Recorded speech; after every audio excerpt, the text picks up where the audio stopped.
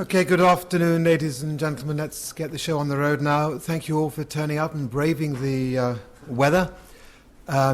We've been turning people away. It's been such a sort of popular event. I think the rain has turned a few people away as well, which is a shame. But maybe they're on their way even as we speak. The usual rules apply about phones and things. We are podcasting this talk, so let's make sure it's not interrupted by extraneous noise. It's my great pleasure to introduce James Hannam to you today. Probably the first accountant ever to give a talk about history of science in this series. Is that fair? I'm sure you are. James has a remarkable career in that he worked for 10 years in the city and then thought, is there anything else? And decided to go and stop doing that and go off to Cambridge, History of Science Department, and spend 3 years doing a PhD on natural philosophy and mathematics in 16th century Oxford and Cambridge. And while he was doing that, unknown to his supervisor, he was sneakily writing a book, which had very little to do with his PhD. I believe his PhD features about 0.5% in this book.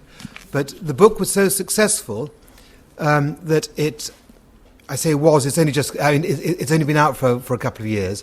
It has done so well that it was shortlisted for the Royal Society Book Prize.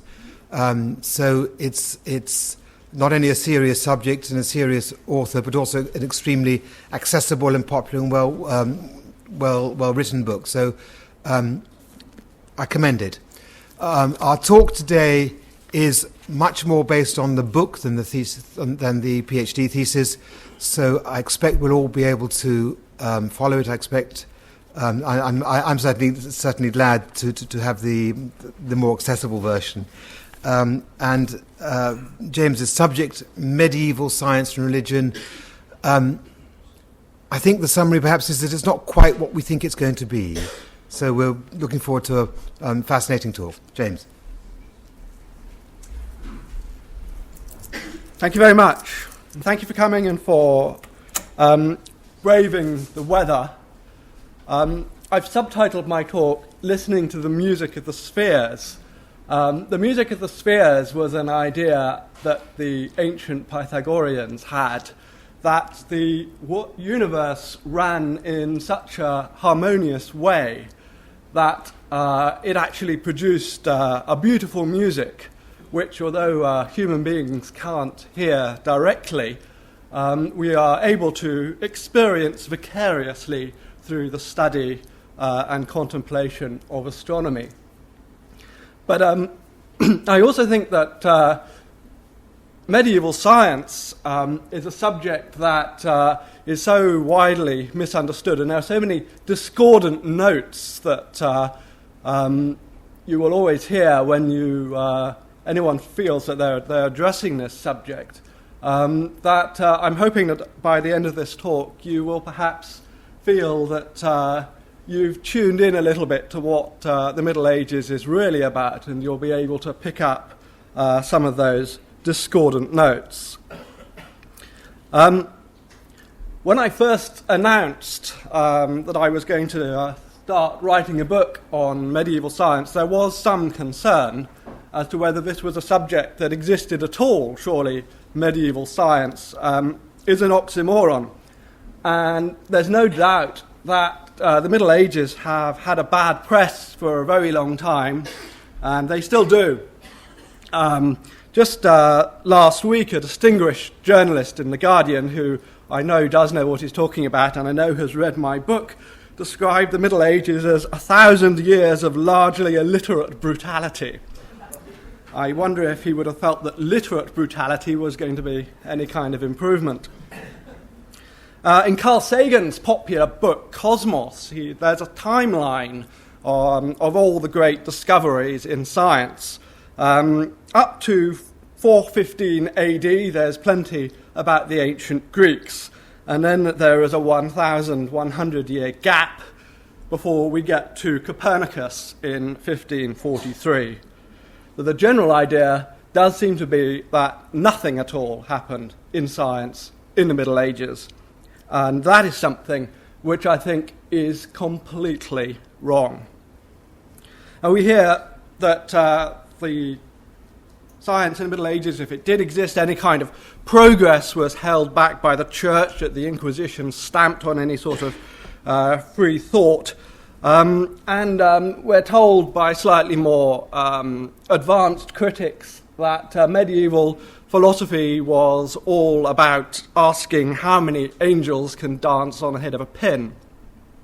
That was a question, I'm pleased to say, which was never asked during the Middle Ages. It was first suggested in the 17th century by a Cambridge writer called Henry More, and was just in the long list of calumnies that the Middle Ages has had to put up with.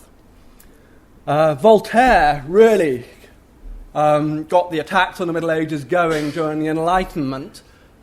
He famously said that medieval philosophy, bastard daughter of Aristotle's philosophy, badly translated and understood, caused more error for reason and good education than the Huns and the Vandals.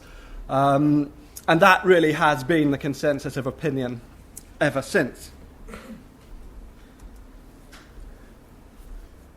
And part of the reason we all think that is we all think that a great event happened in the 16th and 17th century called the Scientific Revolution. The Cambridge historian Herbert Butterfield said that the Scientific Revolution outshines absolutely everything else in Western history, including the Reformation. But it's interesting to note that the concept of the Scientific Revolution actually only dates from the mid-20th century. It's something which wasn't really noticed at the time, and indeed wasn't noticed for a few hundred years afterwards.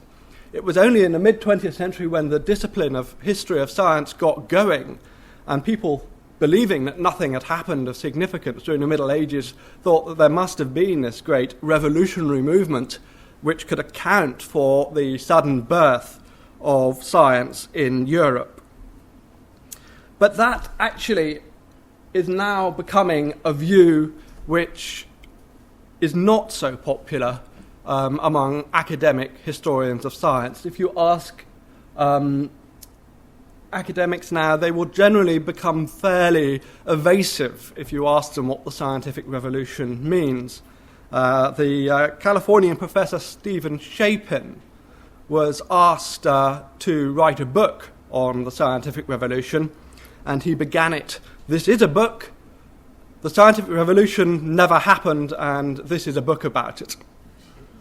And that pretty much sums up the view in the academy, with the exception of a number of very senior and becoming increasingly senior professors. And I think one of the mistakes that we make when we talk about the scientific revolution is the belief that science sprang into existence at some point in the distant past. And I think we need to understand exactly what we mean by science. This, of course, is a great scientific institution which was founded in the 17th century.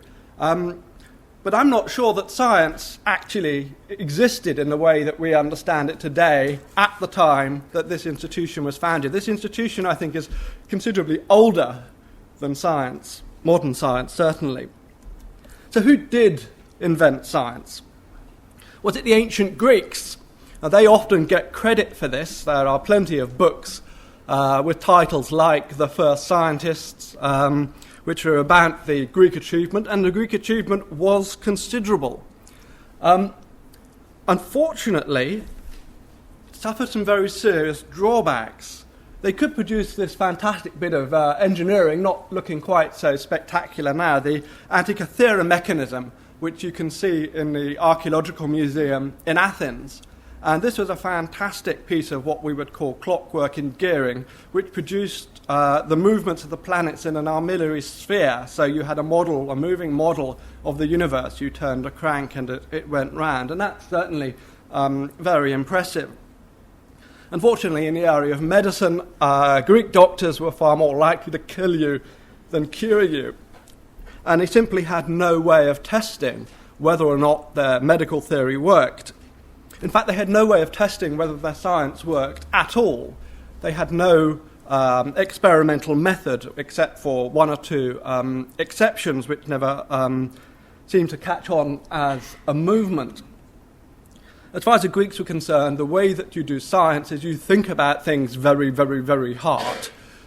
And when you thought about something that hard, it must be true because it's completely rational. And unfortunately, that means that when you get two clever people who disagree, they've got absolutely no way to tell which of them is right, because they've both thought very hard. So Greek science is an awful lot of extremely clever theories with no way of telling which one is right. And that, I think, is not what we mean by science. Perhaps science, as we're being told increasingly now, was invented by the Arabs in the Islamic Caliphate. And there's no doubt that there were important breakthroughs by Arabic scholars from the 8th to the 14th century.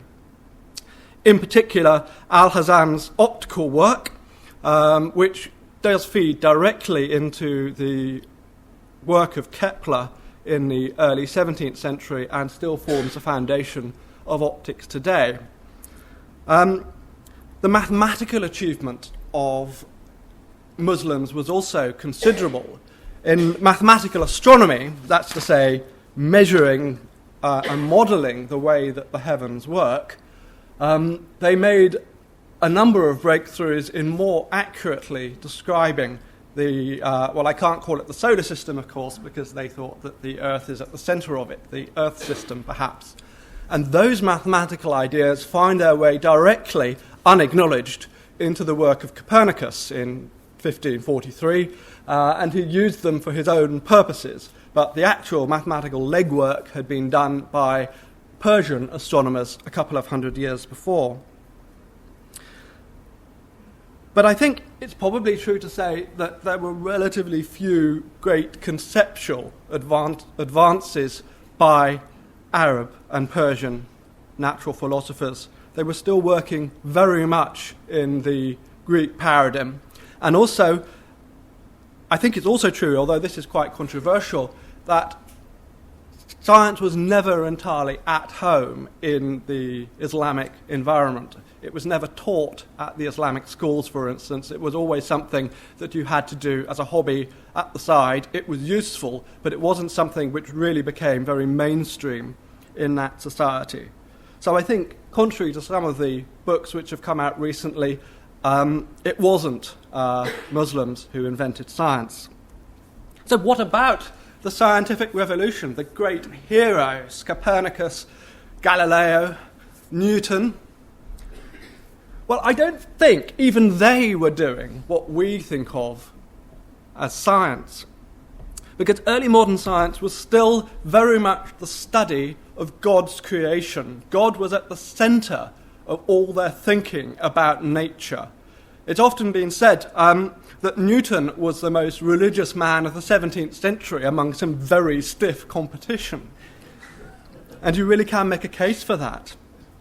The experimental method, which is so important to tell whether your theories are right or wrong, that was slowly developing.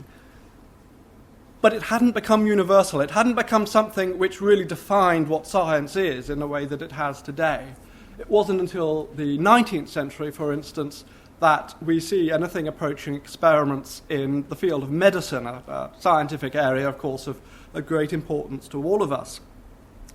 The scientific problems which were solved by the people in the so-called scientific revolution were the problems really that were bequeathed by the Greeks.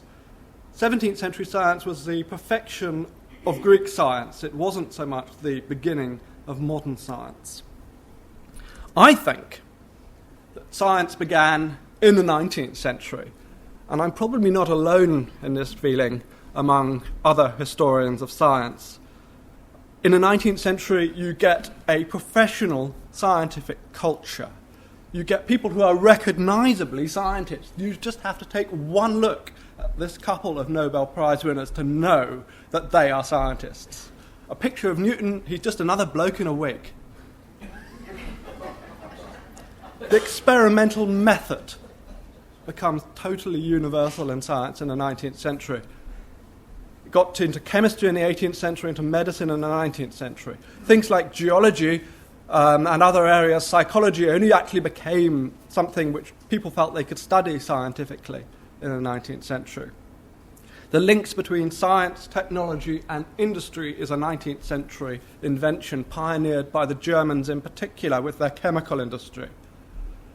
We always imagined that technology is applied science, but actually it wasn't until around about 1850 that science was able to take the lead and actually give something back to technology.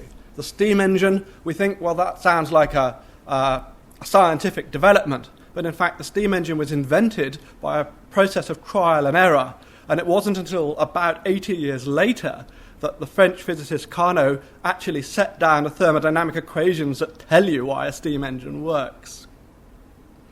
So as far as I'm concerned, modern science began in the 19th century, but the story of science begins way back in the Middle Ages, and that there is a continuous development and evolution of thinking about nature from the 12th century all the way up to the present day. There was no great revolution. There were revolutions in individual sciences, but they happened at different times. I don't want to discount the importance of outside influences, in particular the importance of Islamic natural philosophy in the Middle Ages, and what we also took in mathematics from India and inventions from China. But it is basically a European story until very recently. So medieval science, I think, was the beginning of a continuous and developing tradition which is still with us today. And that's why medieval science matters.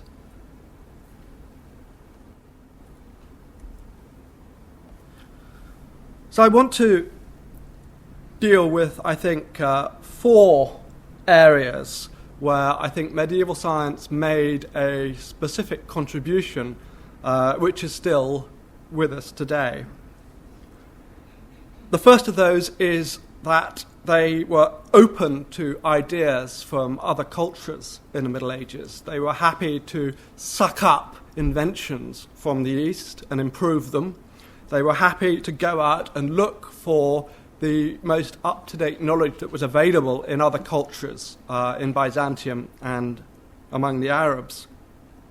They also, we see in the Middle Ages, the beginning of a brand new institution, the university, which provided a stable home for science to flourish and also to receive a certain amount of protection.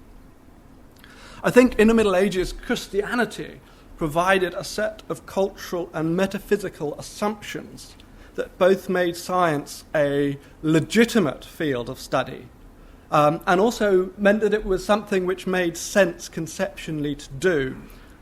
And finally, there were important theoretical advances during the Middle Ages which were incorporated into the work of people like Copernicus and Galileo, essentially unacknowledged by those later pioneers, and only in recent years have we dug back far enough to find out just how much they owed to their medieval predecessors. The first thing that I think we owe to the Middle Ages is that they assimilated the existing knowledge that was available from other cultures. The Carolingians in the 8th and 9th centuries mastered what was left of Roman astronomy. And it's important to realize that Roman astronomy, that's astronomy and science that was written in Latin, were textbooks, they were guides for non-professionals. If you wanted to study science, natural philosophy and maths seriously in the ancient world, you had to do it in Greek. So when the Roman Empire fell in the 5th century in the West and knowledge of Greek was lost, that meant that the most cutting-edge science of the ancient world was no longer available to people living in the West. Never mind all those barbarian invasions, they just didn't speak the language. But by the 11th century, that began to change. A seminal event was the conquest of Spain by Christians after it had been ruled by the Arabs for about 400 years, from the 7th to the 11th centuries. And of course, Spain did not come completely under Christian control until 1492, when Granada finally fell. But in 1085, the great city of Toledo in Spain fell to a Christian army, and its library was captured intact. And immediately it was realized that there was an awful lot of interesting knowledge in that library that Christian scholars wanted to get their hands on. So clerics from around Europe descended upon Toledo, and they busied themselves translating all the books that they could find. And they included Ptolemy's Almagest, the finest book of Greek astronomy, Euclid's Elements, which is the crowning achievement of Greek geometry, the works of Aristotle, and perhaps most importantly of all, the commentaries on Greek science, which the Arabs themselves had been putting together for the previous 400 years. The Arab scholar, whose name I probably don't pronounce right, for which I apologize, Averroes, was far, far more influential in the Christian West than he ever was in the Muslim world. Because people in the Middle Ages were fully aware that other people knew more than they did. They wrote about the poverty of the Latins, and they were desperate to get that knowledge back.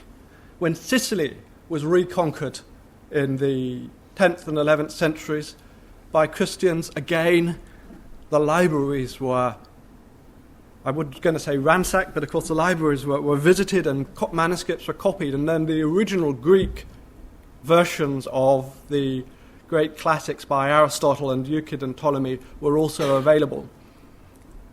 It's something of a myth, in fact, that we owe the Muslim world the preservation of the Greek classics. We do have almost all of them in the Greek original preserved via the Byzantine Empire. I think the Arab contribution is much more a question of the original work which they produced, rather than simply passing on the work of the Greeks so that we could enjoy it. I'd also say that the great translation movements of the Renaissance by the humanists didn't really add very much in the scientific sphere. Although that was the time that the authors such as Plato and Homer were first available in Western Europe, the scientific work of the Greeks had existed in Latin for quite some time before that. Indeed, there's a notorious case of Archimedes, whose surviving work was first translated in the 13th century into Latin, but was generally found to be more difficult than people were able to cope with. But when it was first printed in the 16th century, the scholar who prepared that printing also tried to pass it off as his own new translation. And it was another example of the way that the humanists were simply not willing to give the Middle Ages very much credit at all. Indeed, the manuscripts which were prepared under the Carolingian rulers of France in the 9th century were mistaken by some humanists as being Roman originals, because they just couldn't imagine that in the middle of what they had been taught was the Dark Ages, people were actually copying these manuscripts and passing them on. The next important step was the foundation of the universities. The first university was founded in 1158 by the Holy Roman Emperor Frederick Barbarossa. And what's really important about a university is that it is a self-governing corporation. Although it's composed of lots of members, it faces the world with a united front. It doesn't depend on one individual running it or owning it. If it decides that it doesn't like the environment in a particular town, it can simply move. The University of Bologna had a dispute with the town of Bologna in the 13th century, and that led directly to the foundation of the University of Padua, when half the students and masters up sticks and left. The same thing happened here. Cambridge tell us that they were founded in 1209. That's not strictly true. But what did happen in 1209 was that the mistress of an Oxford student was murdered by her paramour, and the townsfolk were so enraged by this that they immediately descended on the lodgings of the student, and not finding him, contented themselves with stringing up all his housemates. The university was not happy about this at all, and threatened to pull out of Oxford, and indeed several did, and found a conducive home a few years later in a bog in East Anglia, where they've been ever since. I think the essential point about universities is their independence, and I think it's something that universities today need to bear in mind, and they have to resist the all-encompassing embrace of David Willetts and the government and maintain an arm's length from our rulers. If you look at the list of the world's top universities, you will find there are almost none in continental Europe. And the reason for that, I suggest, is that most of those universities have been nationalised and turned into degree-making machines. It is the independent universities of the UK and North America which dominate the rankings. Independence was the reason that universities were so important in the Middle Ages, and I think it's the reason that they're so important today.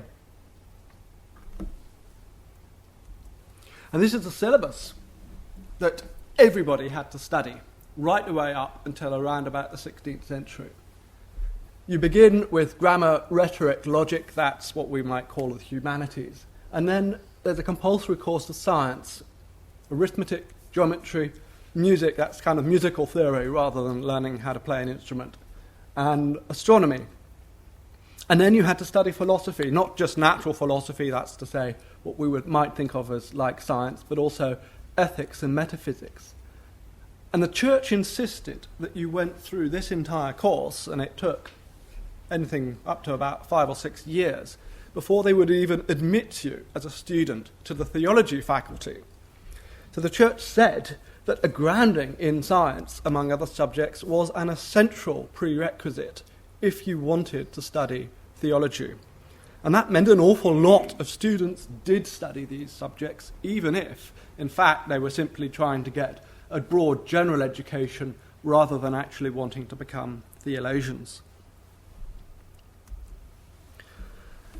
Probably the most controversial thing that I'll say today is that I think that Christianity, far from being something which has impeded progress in science, has been, generally speaking, rather more conducive for it.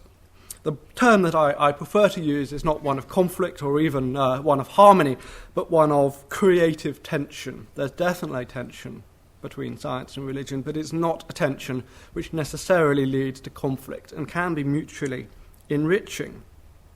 The great myth of the historical conflict between science and religion dates from the 19th century. And it's interesting to note that quite a lot of the things which I had originally assumed were evidence for this conflict never happened. I read, for instance, that the church tried to ban zero. I read this in a work by Peter Atkins, who's an Oxford professor of chemistry, but it turns out to be total fantasy. The church tried to ban human dissection, we're told, but in fact not so at all. The church tried to ban alchemy. No, the church tried to stop fraudulent alchemists selling fool's gold as gold. There's even a ridiculous story about a pope trying to excommunicate Halley's Comet, which is still doing a rounds. Now, that's a really stupid thing for a pope to want to do, and sometimes it amazes me that people who consider themselves to be skeptics just swallow all this thing hook, line, and sinker. And it is true to say that there have been authentic conflicts, and we're in the middle of one today, over evolution and creationism. But that's not really the whole story. And going back in history, if you're looking for true examples of conflict, it's difficult to find many beyond the infamous trial of Galileo. And even that was far more, I think, about politics than about science.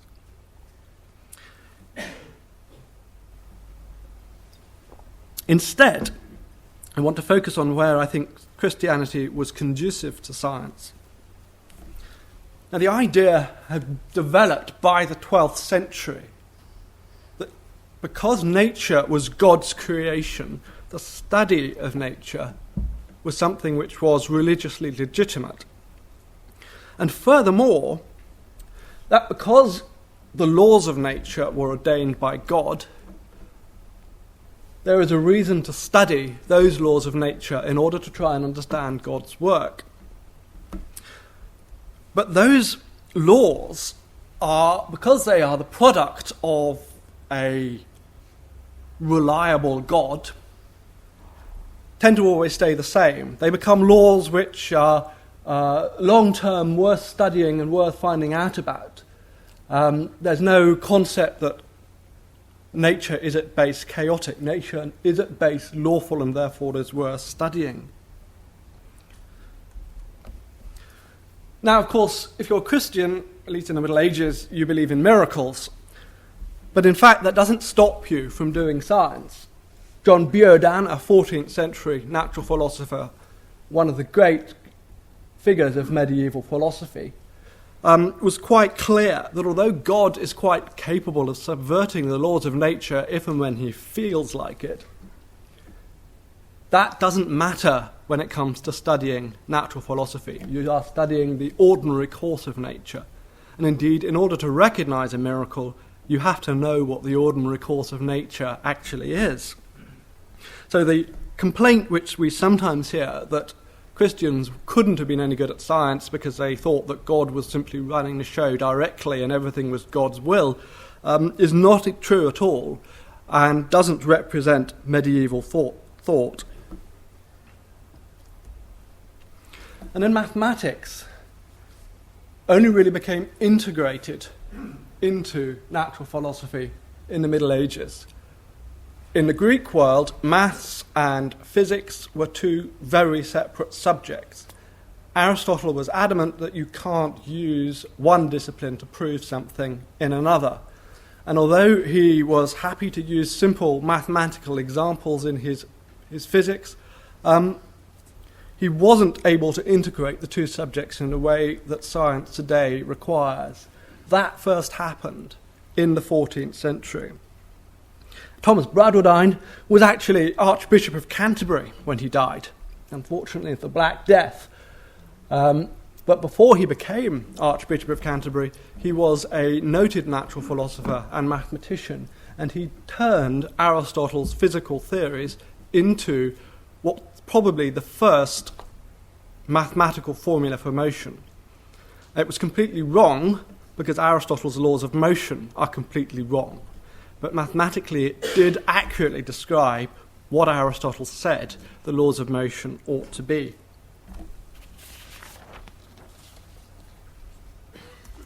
Finally, I just want to run through some of the actual scientific achievements of the Middle Ages. We weren't simply talking about metaphysics and the philosophical foundations of science.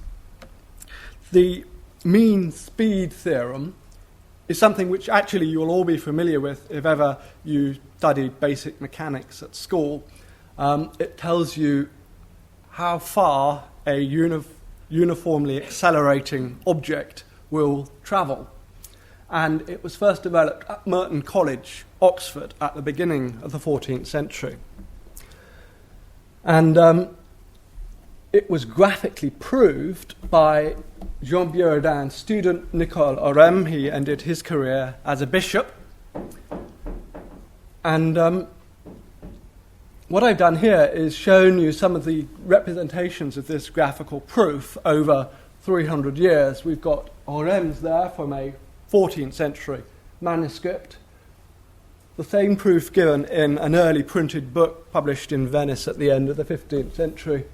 And then the proof, in fact, as people now tend to think is its origin, from Galileo's two new sciences. Galileo, of course, made no mention at all of the medieval predecessors he had who had found this proof out long before him. In fact, he very nearly says, but not quite, that he invented it himself. Also in the 14th century, Jean Buridan developed the arguments which allow us to show that even if the Earth is moving, we can't feel it. Now, as far as people in the ancient world were concerned, it was blindingly obvious that the Earth isn't moving, because they knew how big the universe was, and they knew that it would have to be moving at thousands of miles an hour if you were going to reproduce the phenomena you see in the skies. That, obviously, is ridiculous.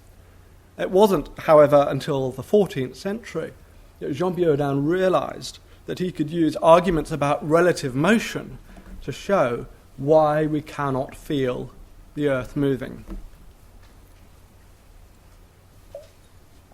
Buridan was actually only asking the question, is the Earth rotating? And today we're probably, he uses the idea of two boats, and if you're on one and they're both, if you're moving at a constant speed or you're stationary, you can't tell whether it's you or the other boat that's moving. We've all felt it when we sit in a stationary train and the train next door starts moving, and for a moment we feel as if it's us who started moving and that the train next door is stationary, or indeed vice versa. And Buridan realized this, and consequently he realized that actually you couldn't use the physics he had in his day to tell whether or not the Earth was moving. And that argument was picked up and appears in a number of books, including, most famously, Nicholas of Cusa's On Learned Ignorance, one of the theological classics of the late Middle Ages. And Nicholas of Cusa was a cardinal, and he thought that the Earth possibly does move. He also thought the universe was infinite. It had to be, he said, because God is infinite, and therefore for God to be adequately reflected in his creation has to be boundless as well. So this isn't an obscure book that we can assume just got lost in libraries and nobody would have heard of. It's a book that Nicholas Copernicus certainly knew and used exactly the same argument in his classic De Revolutionibus in 1543 to explain to his admittedly quite sceptical readers why he thought the Earth could be moving even if they couldn't feel it. And again, of course, Copernicus makes no mention of his medieval predecessors. He makes plenty of mention of ancient Greek predecessors, sometimes misquoting them in order to make it sound like that they're supporting his argument. And in fact, bizarrely, he says he gets this argument from Virgil, of all people. But that was simply the intellectual fad of the day. You had to show that everything was derived from the ancient world, and the Middle Ages had become something that people were keen to forget. Finally, going back to Jean Buridan, he developed an idea called impetus, which was a way to try and understand how projectiles move. If you throw something, it keeps moving after it's left your hand. Aristotle said, because he thought it was obviously true, that no object can possibly move if there is nothing else moving it. And that hamstrung mechanics for about 1,500 years. Buridan helped with the development of alternative theories of motion that showed that this wasn't necessarily true. And he used impetus, which is very similar to the modern concept of inertia, to explain how it is that objects can continue to move after something has stopped pushing them. And he realized, and this was the key point, that in the absence of friction or anything else, once you'd given an object a shove, it would keep going forever.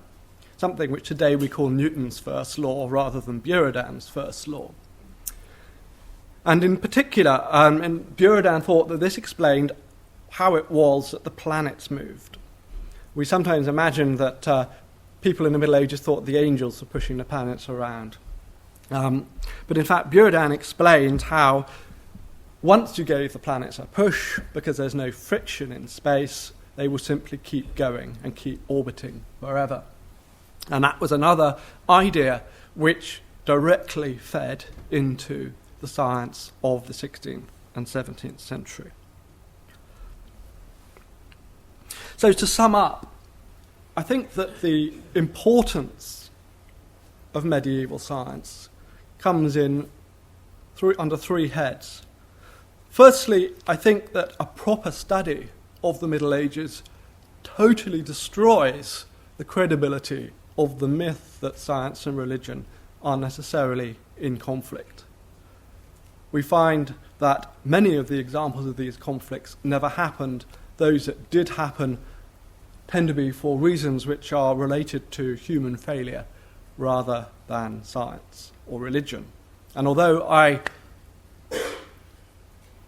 have to admit that today we are unfortunately stuck in a very genuine and very real conflict between a certain kind of religious belief, fundamentalism, and the theory of evolution, I think that the way to solve that question is not to go out and say that science and religion are incompatible. We should be supporting those Christians who are arguing for the theory of evolution with their fellow Christians who can't accept it. The second reason I think medieval science is very important is because it does represent the beginning of what must be one of the great achievements of human civilization, and that is to say, modern science. I'm convinced that there was no way that the science in the ancient world was ever going to make the transition to what we call modern science. Conceptually, it was absolutely miles away. And although they came up with lots of clever ideas and they were very, very good at mathematics, it was simply too different from what we imagine science should be to ever have moved in that direction. And finally, I think medieval science is important because it shows us that science does not have to stagnate. It can progress. The scientific traditions of so many countries have risen to a certain level and then stopped, petered out. We see that in China, in India, in the Middle East, in ancient Greece. The only science which continues to develop even to this day is the science which was developed in the West from the 12th century. Thank you very much.